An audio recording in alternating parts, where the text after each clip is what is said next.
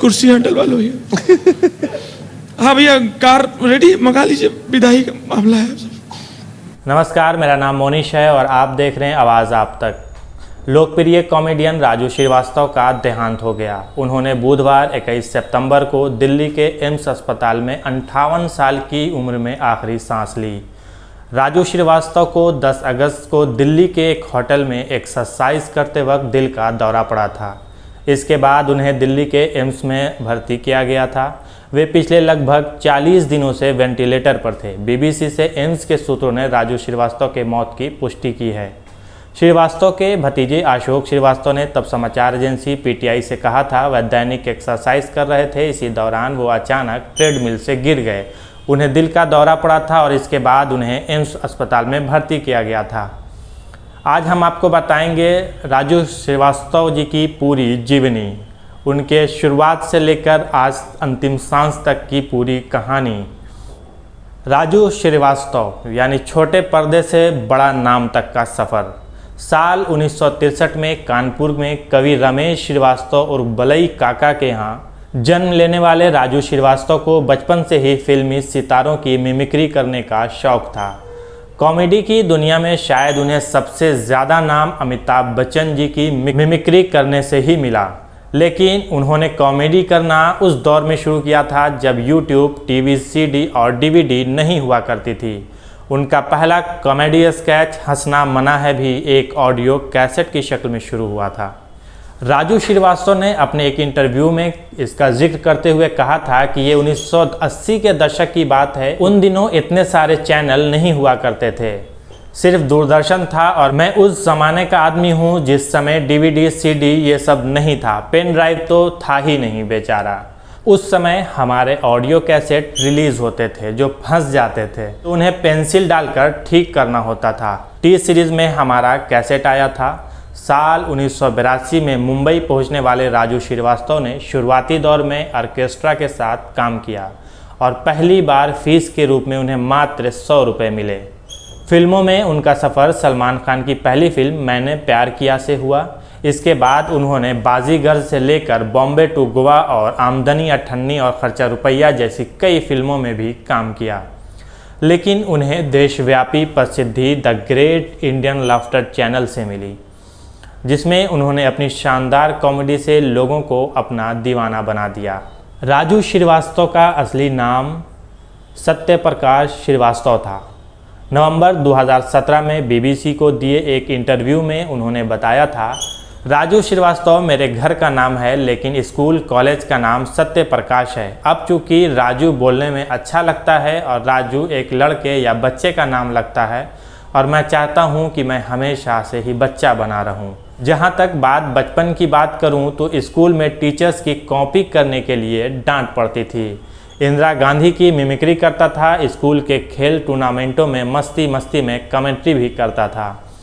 मैंने शुरू में अमिताभ जी की फिल्में देखी, चाहे वो शोले हो, दीवार हो, तो उनकी नकल करने लगा, उनकी आवाज़ निकालने लगा। दोस्त मुझे जूनियर अमिताभ कहा करते थे। छोटे बड़े शहरों से लोग मुझे बुलाने लगे। दुर्गा पूजा हो, दशहरा का मौका हो, वहाँ लोग डायलॉग सुनाने के लिए मुझे बुलाया करते थे।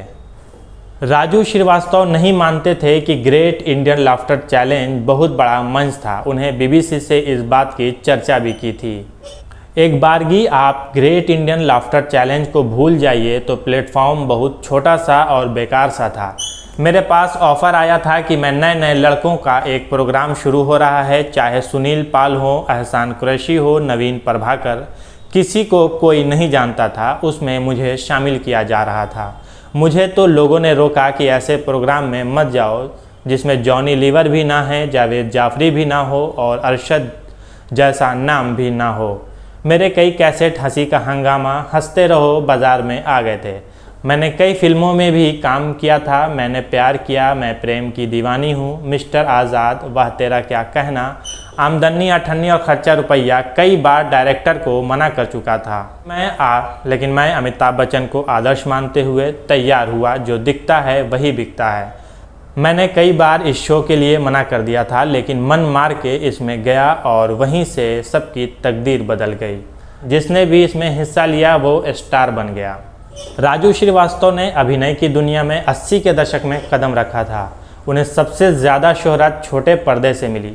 2005 में the great Indian laughter challenge में हिस्सा लेने के बाद उन्हें ख़ास तौर पर हिंदी बोलने और समझने वाले दर्शकों के बीच एक पहचान मिल गई।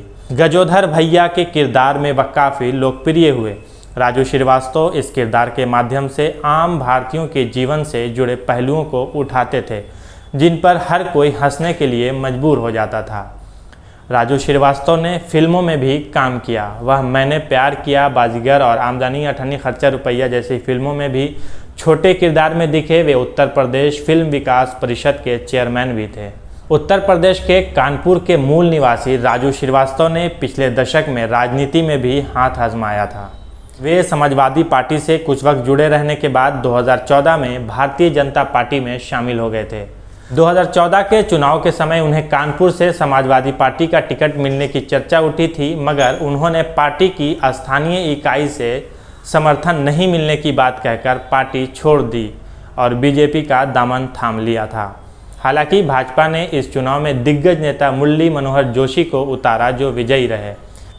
रक्षा मंत्री राजनाथ सिंह ने राजू श्रीवास्तव जी के निधन पर ट्वीट कर गहरा दुख जताया है। अपने ट्वीट में राजनाथ सिंह ने लिखा, सुप्रसिद्ध हास्य कलाकार राजू श्रीवास्तव जी के निधन से मुझे गहरा दुख हुआ है। वह एक मंझे हुए कलाकार होने के साथ साथ बेहद जिंदा दिल इंसान भी थे। सामाजिक क्षेत्र में भी वो काफ़ी सक्रिय रहते थे। उनके शोकाकुल परिवार और प्रशंसकों के प्रति मैं अपनी संवेदना प्रकट करता हूँ। ओम शांति।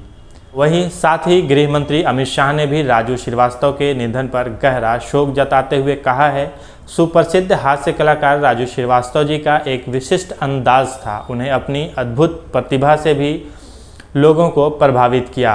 उनका निधन कला जगत के लिए एक बड़ी क्षति है। मैं उनके परिवार और प्रशंसकों के प्रति संवेदना व्यक्त करता हूँ। ईश्वर उन्हें दुख सहने की शक्ति दे।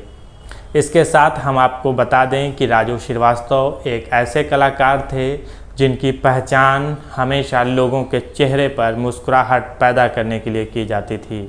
राजू श्रीवास्तव जी ने अपने पूरे जीवन काल में लोगों के ज़िंदगी में कई ऐसे मौके दिए जब वो खुलकर मुस्कुरा सकते थे और लोग उनकी आवाज़ सुनना चाहते थे और उनकी आवाज़ से लोग खुलकर हंसना चाहते थे।